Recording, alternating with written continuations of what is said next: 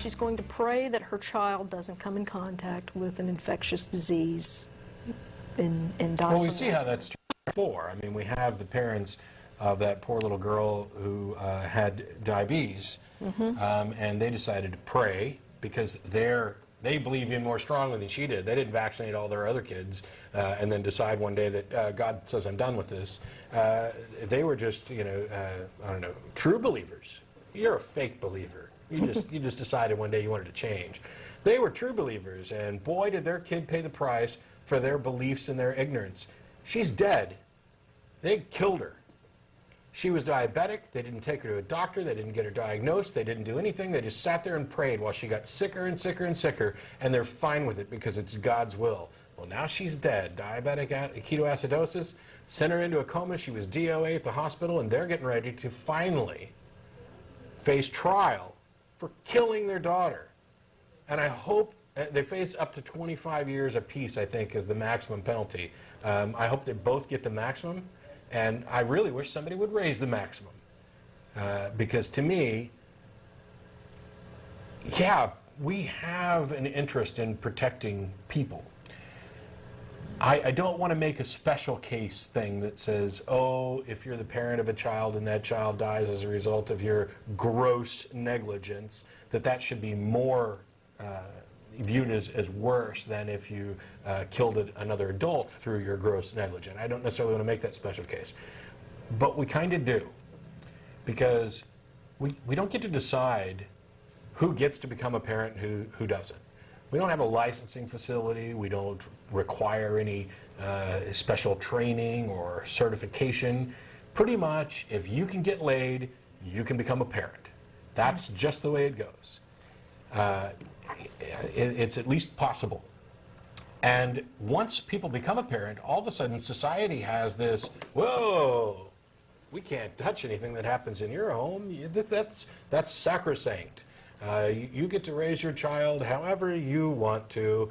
That is your right as a human being. And in some areas, in most areas, I'm fine with that, up until the point where we're doing harm and risking doing harm. That's where I think we have an obligation to step in. And that's where I think it's fine to say, you know what, you're entitled to believe that this is God's plan for your kid to lay here sick until it either miraculously jumps up and goes out to play hopscotch or croaks. You're entitled to believe that. However, you're not entitled to take action or avoid taking action based on that belief. That's the problem. And now there's a little girl dead over it. It's not the first little girl. It's not even the first little girl we've mentioned on this show that's died because of stupid stuff like this. Now, yes, okay, it's different. The diabetes isn't necessarily the same as the vaccination, but there's a connection there that I don't think anybody can deny. The idea that we are going to place the health of our children, and in the case of vaccinations, risk the health of every other child that our child comes in contact with, just because we have a religious belief that God's watching out for them, or whatever God wants is going to happen, or whatever. It doesn't matter. I don't care if you're praying to a rock in your backyard, or Rick Warren's Yahweh, Yeshua, Jesus, or, a Hindu God. It doesn't matter.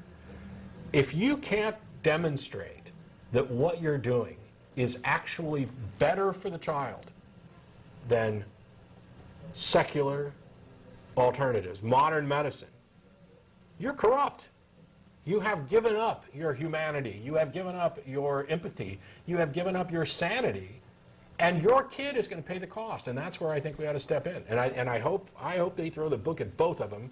And I hope that this type of thing starts getting prosecuted more often in more places. And I'm not just picking on Christian Scientists or Amish people or anybody. If the anti-vaxxer crowd, because of their ridiculous beliefs that aren't in any way religious, jeopardize the lives of their kids and other people's kids, I hope they throw the book at them too. It's time. It's, with all the problems here, in the world that we face, the last thing we need is an epidemic of ignorant parents. I think we've been facing that epidemic for years, and this is one way to possibly curb it. And all these parents who have dead children now because they prayed instead of seeking medical attention. Why? I mean, we hear about people who've been scammed coming out and saying, finally, after $400,000 and putting my entire family out living on the street, I realized that I was scammed, and I want to, admit that and tell other people and maybe prevent this from happening. I'm not aware of any stories. I'm still waiting for somebody to email me one, or at least we don't hear about it, where there's a family who, for religious reasons, let's say, doesn't get their kid medical attention. The kid dies, and then the family says, "Holy crap! How dumb were we?